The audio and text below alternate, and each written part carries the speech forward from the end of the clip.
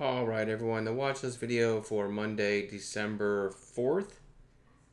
Real quick, I'm going to bring this up into the screen and remind you guys we are going to play Day Trading Jeopardy right at the closing bell this Thursday. You can see the date right there, December 7th. It's a lot of fun. Wayne puts together these answers or questions, however you want to view it, and we play Jeopardy, and you can see the topics there. And I haven't even seen them, so it's fun for me to watch them unfold, but we literally do have a few drinks, talk about trading, but we play this Jeopardy game, and I don't know, it's just we don't take ourselves so seriously after hours, and it's kind of fun. But we'll also take questions on anything you've heard me or Wayne or talk about as far as our trading methods and so on. I did not have one red day in November. I'm very proud of that, and should give me a little bit of credibility as to I might know what I'm doing. You know what? And I did that without chasing any scanner results. I don't chase scanner results. I don't load up on a stock and then put it out via email and text message to a huge group of members that I've convinced that the only way to get money is to follow me because there's a picture of me standing in front of a jet or a nice car or I gave a car away. None of that crap that you see. These guys that advertise, think about this. If they're such great traders, why do they need to advertise and spend thousands and thousands of dollars every year? Just think about it. I would say, and there are some really, really good rooms out there, so I would just say I would advise you to find one literally that doesn't advertise because those are the guys that are actually trading. Anyway, this Jeopardy is a whole bunch of fun. Now, if you need to sign up via the registration link, all right? And so this is a little window of our member page, greatstockpicks.com.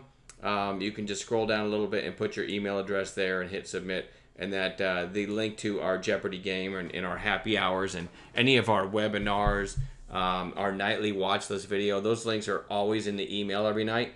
So you get your name on that list, and you'll be able to receive that and get all the registration info and stuff like that. So anyway, the SPY, this, you might look at this and think, wow, that was just an errant tick, a bad print on the chart. It actually did this, and I'll show you on intraday on Friday. It actually did this because somebody came out in some headline, Trump touched Flynn inappropriately or something along those lines. Flynn's going to testify that Trump groped him, or I might have the details wrong, but it was something like that. And then some pictures came out of Trump not groping Flynn. I don't know how that works. But anyway, so it literally did push down and then ended up closing back close to the highs. All right, so, to me, business as usual, and we just keep trading. Very, very strong market. So we're going to watch some of the crypto-related stocks. They've been pretty good traders this past couple weeks. So I just threw a couple on there. MARA and DPW are two that I'll be watching. SRAX, I think, is another one. So all of those are kind of interesting. I'm not going to go into the charts here too much because on an intraday basis, I don't know where Bitcoin's going to open or going to be when the market opens Monday. And a lot of these are all tied into that.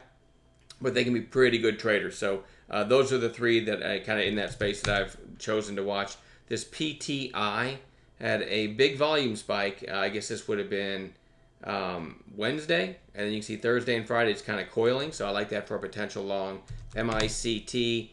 Huge pop here, pulled in, huge secondary pop, and then it's back down to the 8-day. If I switch to 15-minute candles, it seems to have found some support here and hasn't broken its own early high since this day, right? So 1, 2, 3 days in a row now it hasn't broken its own early high. And by that I mean like it's, opening half-hour high, something like that. I'm a big fan when I'm looking at a strong stock like this that's pulled in. I'm a big fan of afternoon breakouts on those. They're much more predictable. They're much stronger usually. So what we'd like to see, going back to, let's go to like 15-minute candles. What we'd like to see is, a sideways chop, most of the day on Monday and then an upside break in the afternoon. On a setup like this, that can be pretty powerful. So that's kind of the way I'm looking to play that if it sets up properly. CVO had this huge pop from 77 cents to $1.60. Now we're 3 days lower on declining volume. That one just goes on bounce watch. PZRX, kind of the same thing. Huge pop there, and kind of a nice secondary day too, and then a couple days lower back into the 8-day. So another one pretty similar to those other two. Overstock OSTK is a little bit of a different kind of a bounce watch, and this is one that's just been decimated for 5 days straight. It's fallen from over 65 down to 42. It's a pretty good candidate for a snapback rally, and you've seen in some of my videos, hopefully if you see my videos, the kind of setups that I'll look for on an intraday basis to see whether or not I'm going to give a shot at a trade on Overstock OSTK. Typed that wrong. JMEI is what I meant to type there. Really nice move here, and now we're 4 days lower.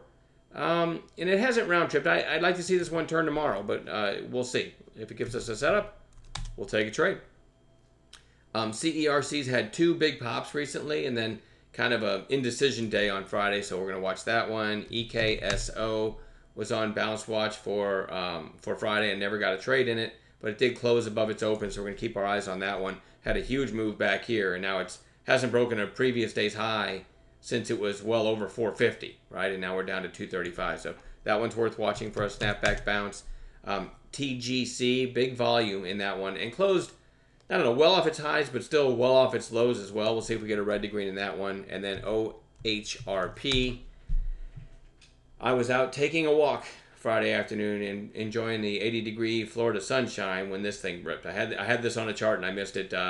Got back and the chat room was all over it. So hats off to them. But I still want to watch this because, you know, huge volume on Friday. And this one's going to be on watch all week. It's extended right now, but keep OHRP on your radar the entire